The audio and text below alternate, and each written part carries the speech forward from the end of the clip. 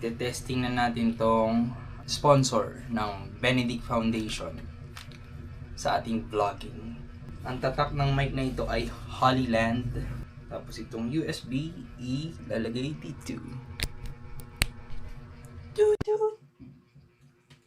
Tama ba itong ginawa ko? Benedictus? Uy, ang galing. Meron na siyang signal na ginagawa dun. No? Something.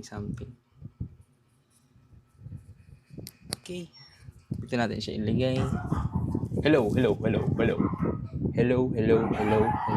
Sana, with this mic, clean nyo na naririnig yung mga aso sa labas. Pero I doubt it.